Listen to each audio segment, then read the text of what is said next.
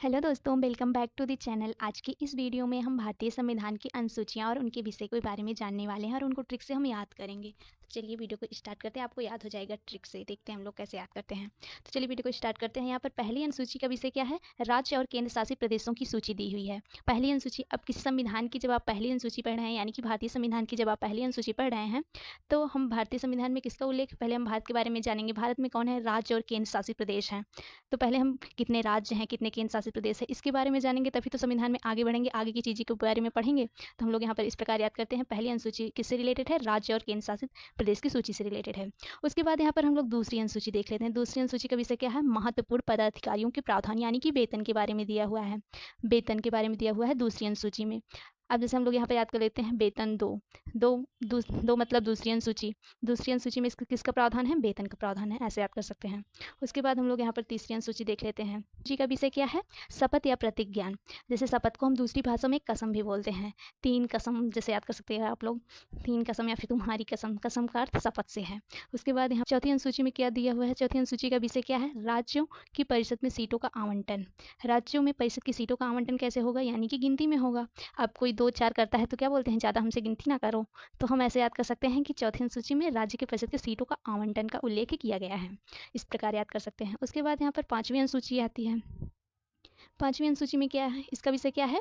अनुसूचित क्षेत्रों और अनुसूचित जनजातियों का प्रशासन है। यहाँ पर एसटी एरिया के बारे में बताया गया है। एसटी एरिया के बारे में बताया गया है। अब ये भी 5, देखो यहाँ पे यस है, यहाँ पे यस है, यानी कि 5-5। पाँचवीं अनुसूची में क्या है? एसटी एरिया के बारे में बताया गया है। उसके बाद हम लोग यहाँ पर छठी अनुसूची देख लेते हैं। छठी अनुसूची में असम, मेघालय, त्रिपुरा, मिजोरम राज्यों के जनजातियों क्षेत्रों का प्रशासन दिया हुआ है। अब इसको याद करने के लिए हमारे पास ट्रिक है। यम। अब इसको हम लोग कैसे याद कर सकते हैं? ए से असम, टी से त्रिपुरा, यम से मिजोरम और यम से मेघालय। इसको हम लोग ऐसे याद कर सकते हैं। कौन सी अनुसूची में है? ये छठवीं अनुसूची में है। उसके बाद हम लोग यहाँ पर सातवीं अनुसूची देख लेते हैं। सातवीं अनुसूची कैसे याद करेंगे? इसका विषय क्या है? संघ सूची, राज्य सूची और समवर्ती सूची। सात से आ रहा है, यानी कि सातवीं अनुसूची में ये सब दिया हुआ है। सूची से रिलेटेड कोई भी बात आएगी, समवर्ती, संघ सूची, राज्य सूची, तो हम लोग जान जाएंगे कि सातवीं अनुसूची के बारे में बता रहा है। इसका विषय है संघ सूची, राज्य सूची और समवर्ती सूची। अब जैसे संघ सूची में आप लोग जानते हैं, संघ सूची के आने में कि इसका जो कंट्रोल होता है वो केंद्र सरकार के पास होता है, और जो राज्य सूची है इसका कंट्रोल होता है राज्य के पास, और जो समवर्ती सूची है इसमें केंद्र और राज्य दोनों का अधिकार होता है। इसे समवर्ती सूची कहते हैं। उसके बाद यहाँ पर हम लोग देख लेते हैं।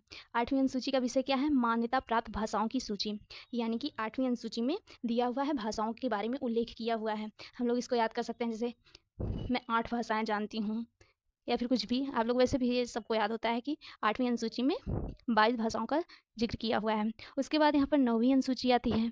नौवीं अनुसूची का विषय क्या है? कुछ अधिनियमों और विनियमों की मान्यता। उसके बाद यहाँ पर 10वीं अनुसूची आती है।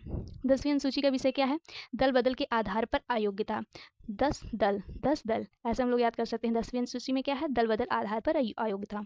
उसके बाद यहाँ पर 11वीं अनुसूची आती है। 11वीं अनुसूची में क्या है? इसका विषय है पंचायतों की शक्तियाँ और अधिकार और उत्तरदायित्व। पंचायत की शक्तियों से याद आ रहा है ना, जैसे कोई चीज़ होती है, शक्तियों से देवी देवता वाला भाव आता है, तो हम लोग यहाँ पर याद कर सकते हैं, जब भगवान को कोई चीज़ चढ़ती है तो 11 चढ़ती है, तो हम लोग यहाँ से याद कर सकते हैं पंचायत की शक्तियाँ 11वीं अनुसूची में है। उसके बाद यहाँ पर है 12वीं अनुसूची। 12वीं अनुसूची का विषय है नगर पालिकाओं की शक्तियाँ और अधिकार और उत्तरदायित्व। जब 11वीं अनुसूची में पंचायत की शक्तियाँ हैं तो 12वीं अनुसूची में नगर पालिका की शक्तियाँ हो जाएगी। देखिए यहाँ पर पंचायत पे कम वर्ड है, नगर पालिका में ज़्यादा वर्ड है। हम लोग ऐसे भी याद कर सकते हैं कि 12वीं अनुसूची का विषय क्या है? नगर पालिका और शक्ति, अधिकारी और उत्तरदायित्व। ऐसे आई होप आप लोग को याद हो गया। तो वीडियो अच्छी लगी हो तो वीडियो को लाइक और चैनल को सब्सक्राइब